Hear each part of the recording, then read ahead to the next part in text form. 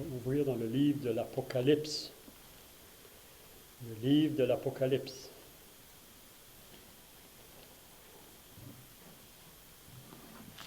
On va lire au chapitre 1.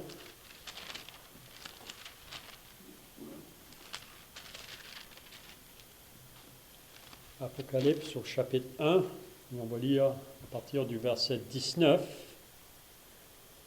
Ensuite, on lira 7 versets dans le chapitre 2. Donc, cet après-midi, j'aimerais le partager avec le peuple de Dieu concernant l'Église d'Éphèse. Donc, on va lire au verset 19 du chapitre 1 de l'Apocalypse. C'est les paroles qui sont dites à Jean, l'apôtre Jean. On lit « Écris donc les choses que tu as vues et celles qui sont et celles qui doivent arriver bientôt après elles. Le mystère des 7 étoiles que tu as vues dans ma main droite et des 7 chandeliers d'or. Les 7 étoiles sont les anges des 7 églises, et les 7 chandeliers sont les 7 églises. » Donc Jean, maintenant, doit écrire à l'ange de l'église d'Éphèse. Donc on lit au verset 1 du chapitre 2, « Écris à l'ange de l'église d'Éphèse. Voici ce que dit celui qui tient les 7 étoiles dans sa main droite, celui qui marche au milieu des 7 chandeliers.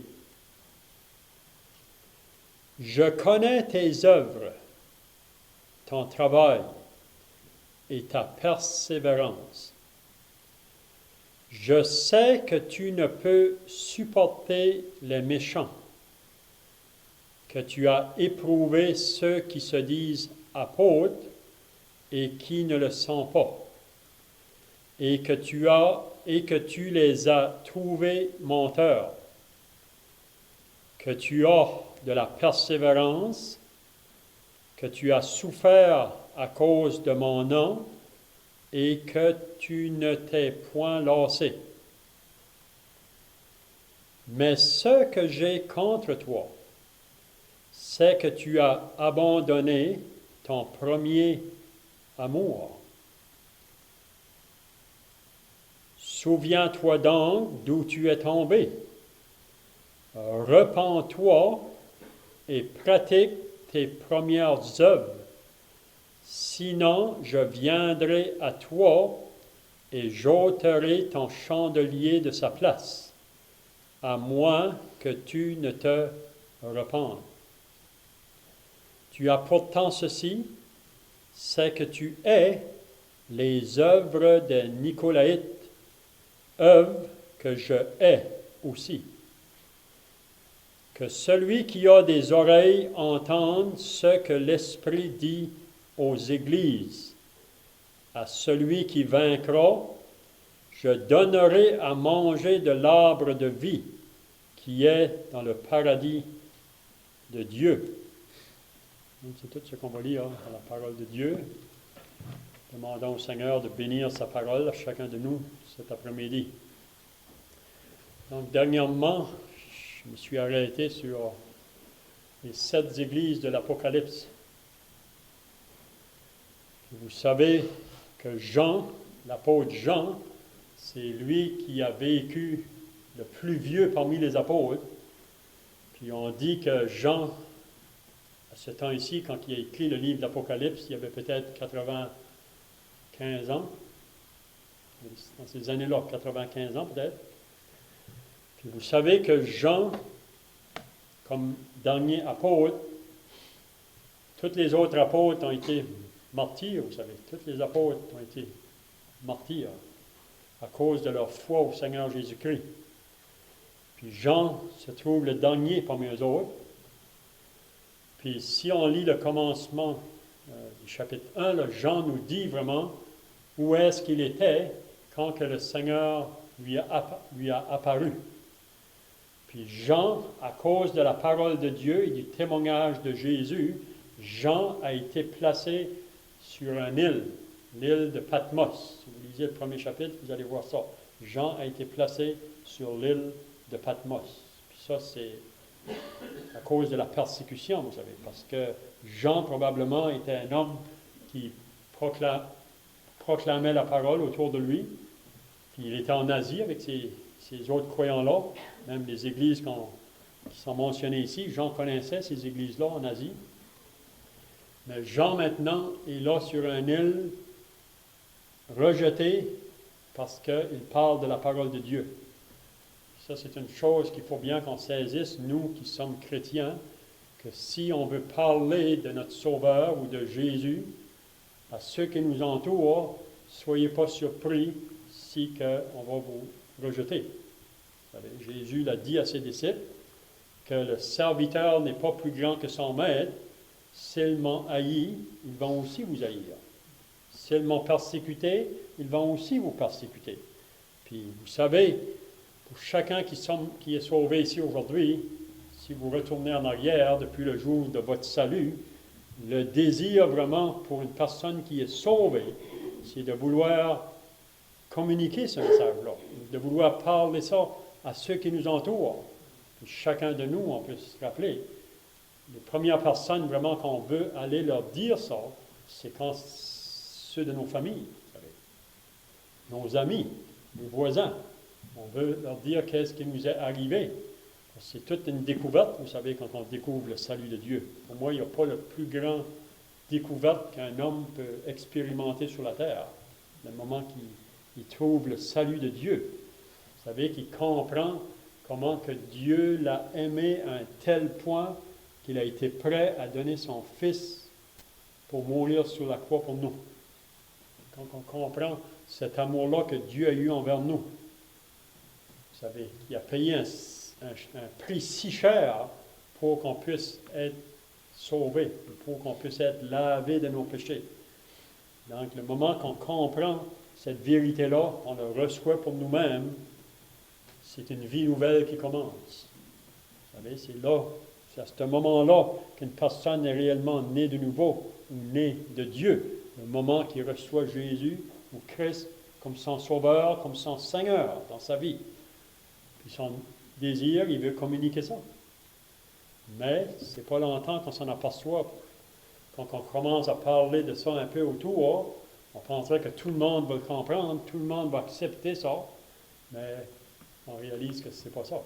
Puis les gens vont peut-être commencer à se moquer de nous autres, ou vouloir nous rejeter, ou, vous savez, on comprend ça. Mais l'apôtre Jean ici, c'est ça qu'il était. Il était mis sur une île parce qu'on ne veut plus entendre parler de la parole autour. Donc, sur cette île-là, si vous lisez le chapitre 1, Jean, pendant qu'il était là, ça dit que le premier jour de la semaine, ou le jour dominical, le premier jour de la semaine, qui était probablement un dimanche, où ce que les autres chrétiens de l'Asie probablement étaient peut-être réunis dans leurs assemblées, mais Jean n'est plus avec eux autres, mais Jean est là sur l'île de Patmos seul, puis là, il entend une voix en arrière de lui. Il entend une voix, puis ça dit que c'était comme le son d'une trompette. Une voix qu'il entend, puis là, ça nous dit que Jean se détourne pour voir la voix qui lui parle. Puis quand il s'est retourné, ça dit, premièrement, on lit ça au verset 12 du chapitre 1, il dit « Je me retournais pour connaître quelle était la voix qui me parlait. Et après de m'avoir retourné, il dit « J'ai vu 7 chandeliers d'or. » Ça aurait dû être beau, c'est une belle vision, c'est des chandeliers en or. Vous savez, quand il s'est tourné, il dit qu'il a vu 7 chandeliers d'or, 7 lampes, si on peut dire.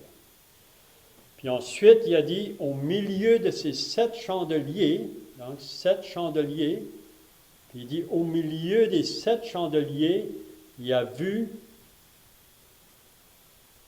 quelqu'un qui ressemblait à un fils d'homme.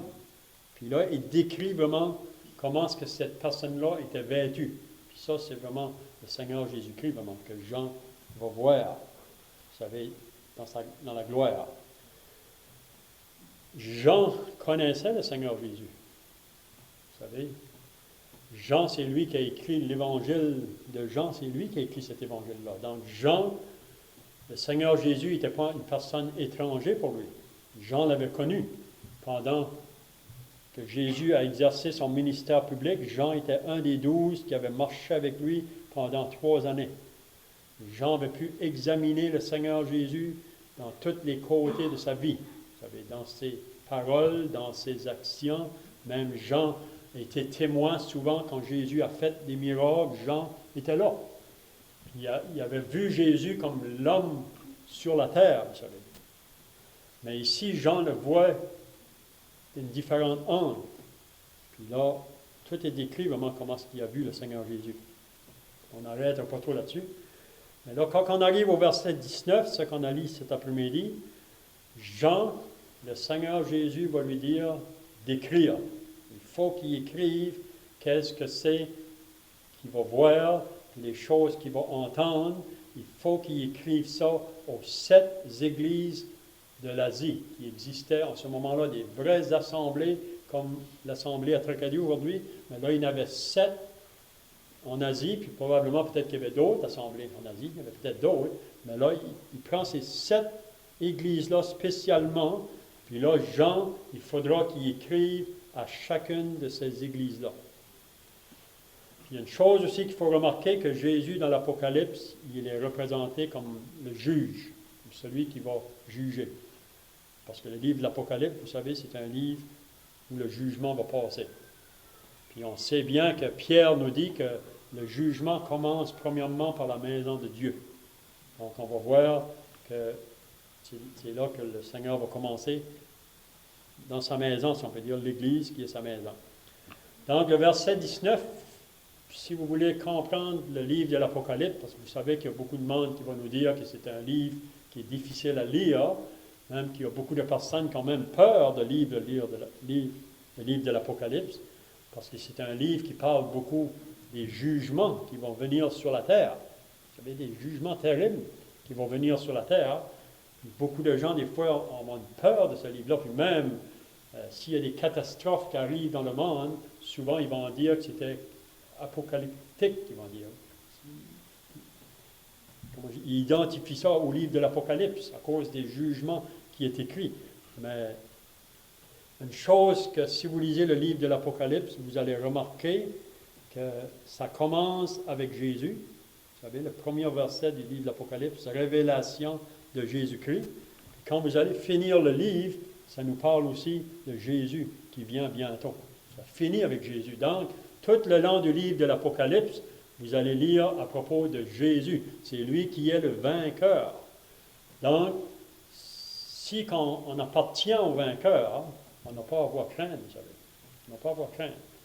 Parce que Jésus, c'est lui qui est l'abri, c'est lui qui est le refuge. Puis si on est en Christ, même Paul nous dit dans l'Épître aux Romains qu'il n'y a maintenant aucune condamnation pour nous qui sommes en Jésus-Christ. Mais pour comprendre le livre de l'Apocalypse, donc, le verset 19 nous dit qu'il est divisé en 3 parties. 3 parties. Donc, premièrement, il dit « Écris donc les choses que tu as vues ». Puis ça, on dit que c'est les premiers chapitres. Et celles qui sont, ça c'est le chapitre 2 et 3 de l'Apocalypse. Et celles qui doivent arriver après elles, ça c'est le chapitre 4 jusqu'à la fin de l'Apocalypse. Donc si vous voulez comprendre le livre de l'Apocalypse, on sait que ce n'est pas un livre qui est facile à comprendre, même il y a une bénédiction même à lire ce livre-là, même si vous n'allez rien comprendre. Vous savez, il nous dit dans le verset 3 du chapitre 1, « Heureux ceux qui vont lire et qui vont entendre les paroles de la prophétie de ce livre. » Il y a une bénédiction associée seulement de lire le livre, vous savez. Puis même le mot « heureux » dans le livre de l'Apocalypse est mentionné 7 fois. 7 fois. Donc, il y a vraiment une bénédiction associée à celui qui va lire ce livre. Donc, j'ai lu le verset 20 parce que c'est pour aider à comprendre ce qu'on va voir par la suite. Là. il parle à propos du mystère des 7 étoiles que tu as vues dans ma main droite et les 7 chandeliers d'or. Il dit les 7 étoiles, ce sont les anges des 7 églises et les 7 chandeliers sont les 7 églises. Donc, à partir du chapitre 2, Jean doit écrire premièrement à l'église d'Éphèse. Donc, premièrement, la question qu'Enoch se demande ici, quand il dit « écrit à l'ange », qu'est-ce que ça veut dire? Est-ce que c'est réellement un vrai ange à qui Jean devait écrire? Un ange vraiment qui veillait sur l'assemblée d'Éphèse? Non, on ne croit pas que c'est un vrai ange. Il y en a peut-être qui pensent que ce serait un vrai ange, mais pour moi, il cite l'ange de l'Église parce qu'il nous dit que les 7 étoiles, ce sont les anges des 7 églises. Donc, écrit à l'ange, pour moi, c'est écrire, on pourrait la dire aux responsables peut-être de l'Église d'Éphèse, ou principalement à celui qui est correspondant de l'Église d'Éphèse. Vous savez, dans chaque assemblée, le Seigneur a établi des anciens ou des dirigeants pour prendre soin du troupeau. Mais au milieu des dirigeants, il y a toujours un qui fait la correspondance. Qu'est-ce qu'on veut dire? Que si quelqu'un devrait écrire à l'Assemblée ici à Tracadie, il va envoyer sa lettre à un des anciens, vraiment, qui est responsable pour ça. Puis ensuite, lui qui reçoit la lettre va le communiquer aux autres, puis ensuite, ça va être communiqué à l'Assemblée, si c'est une lettre qui doit être dite à l'Assemblée. Donc, on peut dire écrit à l'ange de l'Église d'Éphèse, donc écrit aux correspondants ou aux responsables de l'Église d'Éphèse. À Éphèse, vous savez, il y avait des anciens dans l'Église d'Éphèse. Si vous voulez connaître l'histoire de l'origine de l'Église d'Éphèse, il faut lire les Actes au chapitre 19. C'est là que Paul est allé avec le message de l'Évangile dans cette ville-là. Puis beaucoup de personnes ont été converties dans cette ville-là. Il y a eu un grand travail de fait avec l'Évangile. Même Paul a demeuré là à Éphèse pendant 3 ans. Vous savez, il a prêché l'Évangile dans cette ville-là. Même les personnes qui ont été sauvées, après qui ont été sauvées, si vous lisez dans les Actes 19, ils ont fait un grand feu. Ils ont fait un feu pour brûler des choses qui appartenaient à leur vie passée, qui trouvaient que maintenant, c'est des choses qui sont plus en accord avec ce que Dieu veut pour nous. Donc, ils ont brûlé des livres pour plusieurs centaines de mille piastres, peut-être, des livres qui y avaient. Donc, il y a eu un feu qui a été fait. Puis à Éphèse, vraiment, il y a eu un grand travail qui a été fait là. Puis après que le Seigneur voit des âmes sauvées dans une ville ou dans une localité, son désir, c'est de les rassembler ensemble pour qu'ils soient un témoignage pour Dieu, pour le monde autour. Puis même ici, il compare l'assemblée ici d'Éphèse comme un chandelier d'or. C'est quelque chose, ça. Un chandelier d'or, ça veut dire que c'est quelque chose qui est très précieux, mais peut-être pas précieux pour le monde autour, mais une assemblée de Dieu, c'est très précieux aux yeux de Dieu. Donc, Dieu vraiment chérit, vous savez, les assemblées ou les églises. Puis vraiment, le désir de Dieu, c'est que l'assemblée, même Paul nous dit ça dans l'Épître aux Philippiens, on est comme un flambeau. On doit être comme une lumière pour éclairer les gens autour qui sont toujours associés à la vie des ténèbres. Puis qu'est-ce qui fait qu'une assemblée va projeter la lumière autour? Ça comprend chaque croyant qui se trouve dans cette assemblée-là. Vous savez, c'est chacun de nous, dans nos vies personnelles, on devrait dégager cette lumière-là. Vous savez, Jésus dit, vous êtes la lumière du monde. Donc, on devrait être comme une lumière qui éclaire les gens autour. Donc, écrit à l'ange de l'Église d'Éphèse. Donc, ça veut dire écrit aux responsables à l'Assemblée d'Éphèse. Donc, il y avait une église. Puis ici, on va voir que Jean devait écrire à 7 églises qui étaient existantes dans ce temps-là.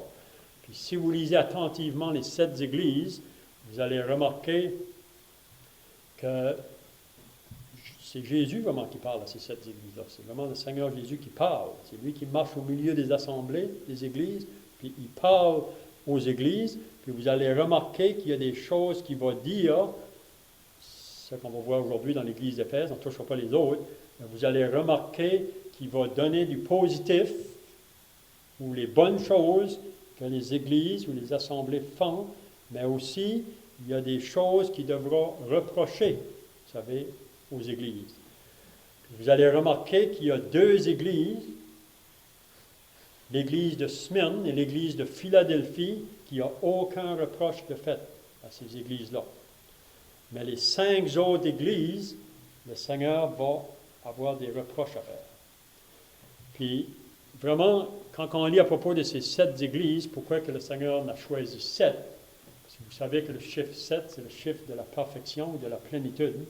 Puis vraiment, la raison pourquoi il a choisi 7, puis les choses qui vont, les bonnes choses qu'il va dire à ces assemblées ou les choses qu'il va reprendre, ça va être existant, si on peut dire, dans toute l'histoire de l'Église.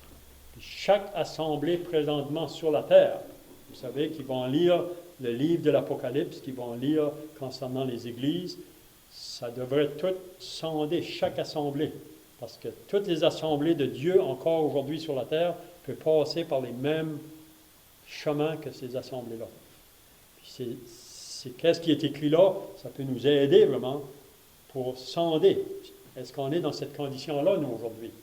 Est-ce qu'on est dans la condition de l'Église d'Éphèse, aujourd'hui, nous, l'Assemblée à Tracadie? Ou est-ce que l'Assemblée à Pégenil est dans cette condition-là, aujourd'hui, l'Église d'Éphèse?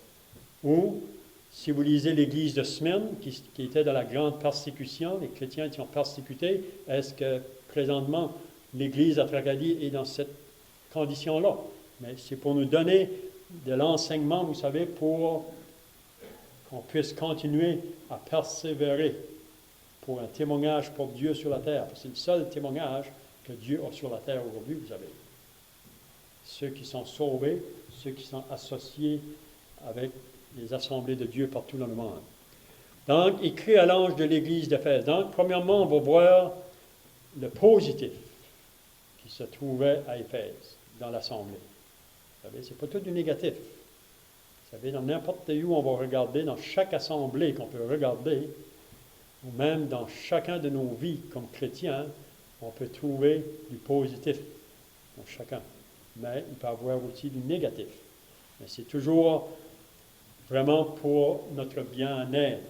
Si Jésus va reprendre l'assemblée, ce n'est pas pour lui faire du mal. C'est dans le but de la restaurer, vous savez, pour qu'elle puisse continuer de nouveau, pour s'épanouir, parce que la vie chrétienne, ça devrait être une vie, vous savez, d'épanouissement, si on peut dire, une vie de victoire, parce qu'on a la provision pour pouvoir vivre cette vie-là.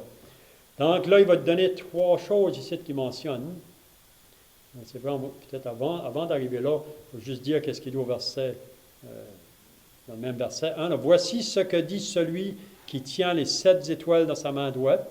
Donc, on pourrait dire que le Seigneur Jésus, c'est lui qui parle. Voici celui qui dit, celui qui tient les 7 étoiles. Donc, ça veut dire que c'est Jésus qui tient les responsables de chaque église. Vous savez, c'est lui qui a ses regards sur ces personnes-là. Puis ensuite, il dit, et celui qui marche au milieu des 7 chandeliers. Donc, celui qui parle, c'est celui qui tient les responsables de ces assemblées-là, puis c'est celui qui marche au milieu des assemblées.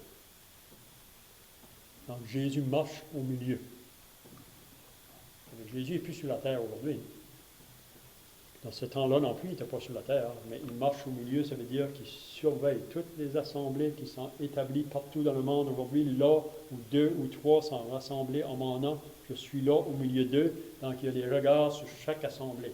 Puis le désir du Seigneur Jésus, c'est qu'on soit un témoignage pour lui. Donc, il va dire 3 choses ici au commencement. Il dit, je connais tes œuvres, ton travail et ta persévérance. Donc, Jésus dit à l'assemblée d'Éphèse, je connais tes œuvres. Donc, c'est beau, une assemblée, qu'il y a des œuvres qui sont faites. Vous savez, si le Seigneur nous a sauvés, on est bien clair qu'on n'est pas sauvés par nos œuvres, mais le Seigneur nous a sauvés pour qu'on fasse des œuvres. Donc, on peut voir qu'à Éphèse, les croyants-là avaient bien compris cette vérité-là. Vous savez que Dieu a préparé des œuvres en avance afin que nous les pratiquions. Donc, dans une assemblée, il y a des œuvres à faire pour le Seigneur, vous savez. Puis, chaque œuvre qu'on fait, ça devrait être toujours dans le but d'apporter de la gloire au Seigneur. Donc, des œuvres. Il dit, je connais tes œuvres. Ça veut dire que le Seigneur Jésus connaissait exactement les œuvres qui se faisaient dans cette assemblée à Éphèse. Puis Jésus aujourd'hui connaît exactement les œuvres qui se font dans l'assemblée à Tracadie, c'est aujourd'hui. Puis Jésus connaît exactement les œuvres qui se font dans l'assemblée à Pigeon Hill, ou dans toutes les assemblées. Il connaît exactement les œuvres qui sont faites. Des œuvres, vous savez, pour la gloire de Dieu. Puis là, ensuite, il mentionne ton travail. On dirait que ça semble le même mot, mais ce n'est pas vraiment le même mot. Je connais tes œuvres, donc si moi je veux faire des œuvres pour le Seigneur. Vous savez, après que l'apôtre Paul avait été sauvé sur le chemin de Damas, c'est ça la question qu'il a demandé à Jésus. Seigneur, que veux-tu que je fasse? Ça veut dire que Jésus a quelque chose à faire pour Paul. Paul comprend ça. Le moment qu'il a été sauvé, il appartient au Seigneur maintenant. Jésus est son maître et son Seigneur, donc j'ai des choses à faire pour lui. Que veux-tu que je fasse? Donc chacun de nous, chaque frère ou sœur, il n'y a personne qui est exempt de ça, vous savez. Si vous êtes dans l'assemblée locale, vous avez des œuvres à faire pour Dieu.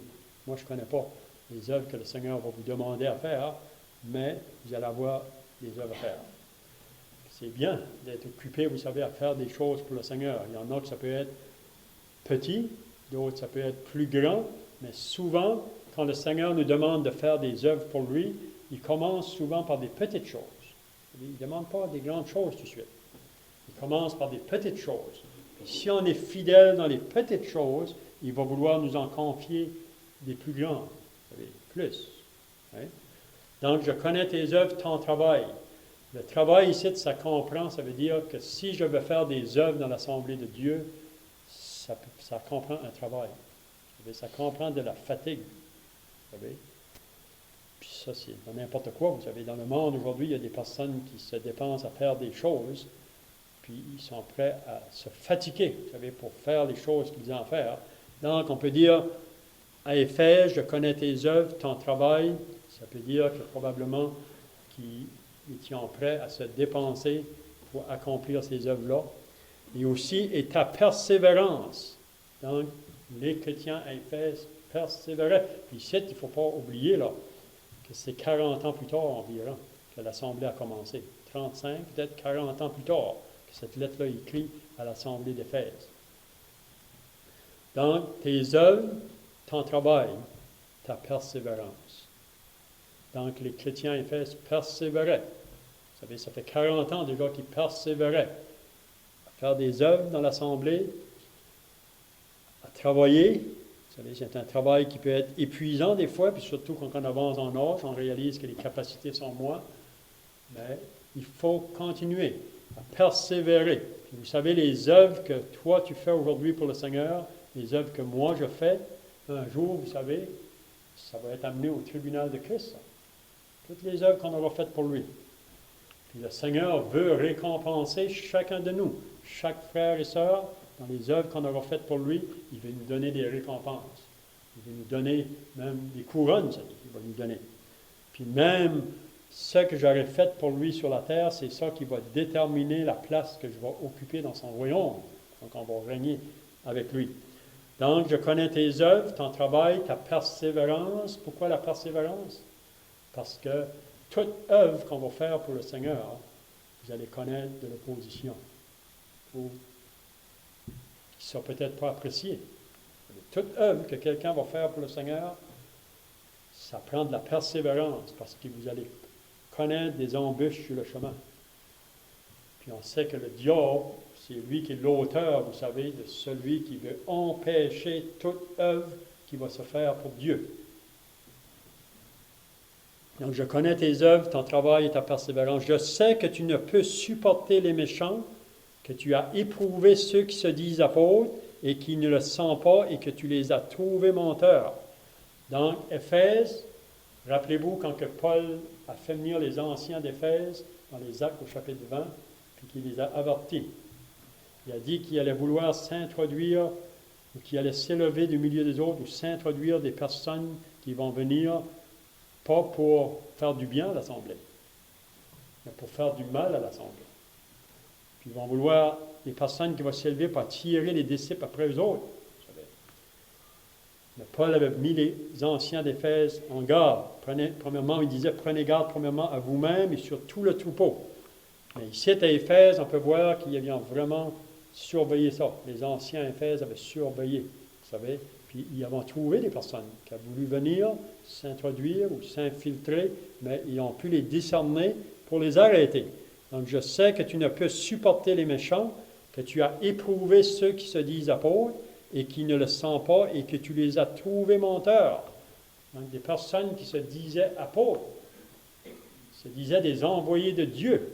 Les Éphésiens, les anciens là, ont pu discerner que ça, ils ne sont pas vrais, ces personnes-là. Ils ne sont pas vrais. On voit ça à Corinthe, vous savez. Si vous lisez la deuxième épître aux Corinthiens, Paul le dit. Il y avait des faux ministres, des faux apôtres qui s'avaient infiltrés. Mais là, les Éphésiens avaient discerné ça. C'est beau. Que tu as de la persévérance, que tu as souffert à cause de mon nom et que tu ne t'es point lassé. Donc, il répète de nouveau la même chose. Les chrétiens, Éphèse, vous avez de la persévérance. Et ça, c'est beau. Vous savez, il n'y a personne de nous, si on va continuer, il nous faut qu'on soit persévérant. C'est ça, les premiers chrétiens, si vous lisez dans les Actes, chapitre 2, ils persévéraient dans l'enseignement des apôtres, dans la communion fraternelle, dans la fraction du pain, dans la prière. Tu as de la persévérance, que tu as souffert à cause de mon nom. Est-ce qu'on se rappelle? Les premiers jours qu'on a été sauvés, on a dû connaître la souffrance à cause qu'on était associé avec lui. Peut-être la moquerie du monde au travail. Vous savez, on était au travail, les gens se moquaient de nous autres parce qu'on se disait chrétiens. Vous savez, où les gens parlaient des choses mal contre nous. Même la Bible nous enseigne ça. Ils vont vous calomnier, ils vont dire des choses fausses contre vous. Mais les chrétiens Éphèse, il dit, tu as souffert à cause de mon nom. Il n'y a personne qui va être associé à Christ qui ne va pas connaître la souffrance. Il va connaître la souffrance. Pierre le dit, ça, dans son épître. Si vous souffrez comme un chrétien, il ne faut pas avoir honte. Vous devriez plutôt glorifier Dieu. Partout où vous allez être, si vous le dites que vous êtes chrétien, vous savez, si vous ne parlez pas, c'est pas comme le chrétien un jour qui a dit qu'il a été travaillé dans un camp, dans le bois, il travaillait avec les hommes là, puis il dit qu'il avait travaillé là 3 mois, puis il dit que ça ne lui a même pas perçu qu'il était un chrétien. Ça, il n'y a pas de problème. Si on ne dit pas qu'on est chrétien ou qu'on est sauvé, ou on ne parle pas du sauveur aux autres, vous n'allez pas avoir de problème là.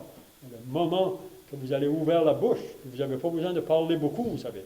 Si vous dites seulement que vous êtes un chrétien, ne soyez pas surpris que vous allez connaître du mépris ou du rejet. Un autre chrétien qui travaillait un jour dans un camp, puis à chaque soir, c'est pas facile de travailler dans un camp. Moi, je n'ai pas travaillé dans des camps, mais je connais des frères ici qui ont déjà travaillé dans des camps, parce qu'il y a beaucoup d'hommes, vous savez, le soir, pour coucher avec eux autres. Donc, ce chrétien ici, le soir, avant de se coucher, il se mettait à genoux, au pied de son lit, puis il priait. Avez-vous déjà essayé de faire ça? Être avec un groupe de personnes, que vous seriez peut-être dans une motel ou n'importe où, puis vous allez vous mettre à genoux le soir pour prier. Est-ce qu'on va être capable, courageux assez pour le faire? Mais cet homme ici, le chrétien, il faisait ça. Puis lui, qui était dans sa chambre, ou d'autres, là, il a mis en pas ça. Il a mis en pas ça. Qu'est-ce qu'il y a de mal à voir un homme qui est en train de prier? Mais il a mis en pas ça.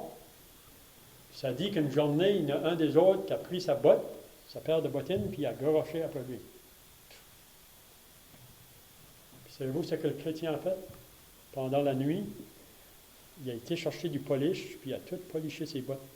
Cet homme-là, tout bien propre, les a mis au pied de son lit. Donc, l'enseignement de la parole, si quelqu'un te fait du mal, fais-lui aussi du bien. Donc, lui, il a fait du bien. À la journée d'après, quand l'homme s'est levé, il a vu ses bottes toutes chaînées. Ça y a parlé, vraiment. Vous savez? Des fois, ça arrive, ce n'est pas toujours le cas. Mais si quelqu'un te fait du mal ou te moque de toi, puis tu vas y faire du bien, c'est possible que ça peut réveiller cette personne-là. Je sais pas si vous avez lu le pamphlet du calendrier cette semaine. L'esclave qui travaillait pour son maître.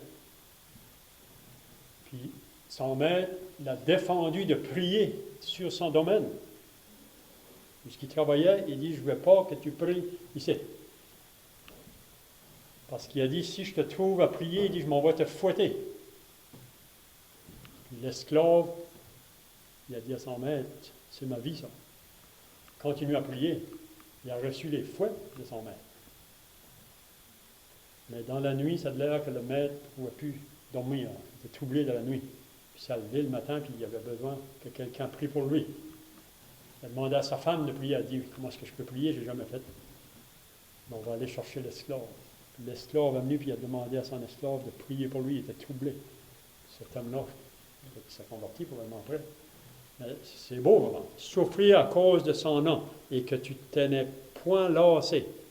Tu t'es point lassé. On continue, vous savez, jour après jour. Alors, c'est pas toujours facile. Il y a des tempêtes qui viennent sur le chemin. Le vent est contraire. C'est comme quelqu'un qui est en train de ramer dans la barque, puis le vent est contraire. C'est pas toujours facile. Mais le Seigneur peut nous donner les forces nécessaires. Même quand il parle de la fatigue, là, si vous lisez le livre des Juges, ça dit qu'ils étaient fatigués, mais ils poursuivaient toujours. Ils ne sont pas laissés lasser, ils continuent, jour après jour, de porter une vie de témoignage pour Dieu. Peut-être qu'on ne voit pas grand-chose qui se passe, mais je vais vous dire une chose, le monde autour vous remarque plus qu'on pense. Il remarque tout, qu'est-ce que vous allez faire? On continue. Mais là, le verset 4, c'est là le reproche qu'il fait à cette assemblée-là. Le reproche qu'il fait à l'assemblée-là. Cet après-midi, l'assemblée de Tracadie ou ailleurs, est-ce que c'est un reproche que le Seigneur va nous faire? C'est bien de nous sonder. Donc, mais ce que j'ai contre toi, donc, ici, là, il a dit plusieurs bonnes choses à l'assemblée d'Éphèse, les choses que le Seigneur apprécie, les œuvres qu'il faisait, leur travail, leur persévérance. Vous savez qu'ils ont souffert pour lui, ils ont pu discerner les faux qui se trouvaient là. Mais ce que j'ai contre toi, ça c'est contre l'Assemblée. Vous savez, l'Assemblée, ça comprend chaque individu qui se trouve dans l'Assemblée. Ça comprend tous. Donc, ce que j'ai contre toi, c'est que tu as abandonné ton premier amour. Donc, qu'est-ce que le Seigneur a à dire ici à ces chrétiens-là d'Éphèse? Ce que j'ai contre toi, on dirait que ça paraît quelque chose de bien simple. C'est pas quelque chose qui brise le témoignage peut-être à l'extérieur. Vous savez, il n'y a pas de péché grave. C'est pas ça qui se passe là. Mais c'est plutôt la vie de chaque croyant de cette assemblée. Il continue toujours, vous savez, dans les œuvres, à travailler, à ne pas se lasser, à persévérer. Mais ce que j'ai contre toi, c'est que tu as abandonné ton premier amour. Qu'est-ce que c'est le premier amour? Je demande que chacun ici, vous savez qu'est-ce que c'est que le premier amour. Vous savez, le premier amour, là, il n'y a rien qui coûte trop cher. Puis ça, c'est donner souvent un exemple, c'est quand un jeune homme rencontre une jeune fille, ou la jeune fille qui rencontre le jeune homme. Vous savez, on est dans notre premier amour. Puis ça, on peut appliquer ça dans le mariage, vous savez. Puis il n'y a rien, vous savez, quand on est dans notre premier amour qui coûte trop cher pour moi. Probablement, vous vous rappelez quand vous avez rencontré votre épouse, les hommes, les frères ici aujourd'hui, puis il n'y a rien qui était trop fatigant pour elle. Vous aviez pu courir, puis faire des milles. Moi, je me rappelle, je travaillais à Saint-Jean. Puis la seule chose que je pensais, c'est d'arriver pour la fin de semaine pour la rencontrer. Vous savez, il n'y a pas de fatigue quand on aime. Vous savez. Puis ici, l'idée d'abandonner le premier amour, c'est qu'on n'a plus, on fait les choses encore, mais c'est plus avec la même flamme. Vous savez, on le fait, mais peut-être en murmurant, peut-être. Je fais des choses encore pour le Seigneur, mais peut-être que dans mon cœur, je murmure. Vous savez? Paul dit aux Philippiens, faisez toutes choses sans murmure ni hésitation. Parce que si je fais des choses pour le Seigneur, puis je murmure en arrière, puis je ne suis pas content, ça ne va pas compter beaucoup pour le Seigneur. Mais dans le premier amour, vous savez, il n'y a rien qui coûte trop cher. Nos maisons sont ouvertes, nos voitures sont utilisées pour l'œuvre de Dieu. Notre portefeuille, on peut l'utiliser pour l'œuvre de Dieu. Il n'y a rien qui coûte trop cher. Mais qu'est-ce qui arrive avec Éphèse après 40 ans? Peut-être avec nous ici, à Tracadie, aujourd'hui. 40 ans, 35 ans. On fait encore les choses, mais est-ce que c'est fait avec les mêmes flammes qu'on avait au commencement? Vous savez, je vous ai donné déjà l'exemple. C'était un couple qui s'en va sur le chemin, mais le monsieur est assis au volant, puis la femme est assise sur l'autre bord. Vous savez, dans le passager, mais au bord de la porte. Ils voyagent, mais quand ils rencontrent une autre voiture qui vient, les deux, le couple, ils collent ensemble. Vous savez quoi ce que c'est? On a connu ça au commencement quand on a rencontré notre fille, notre femme. On était toujours comme ça.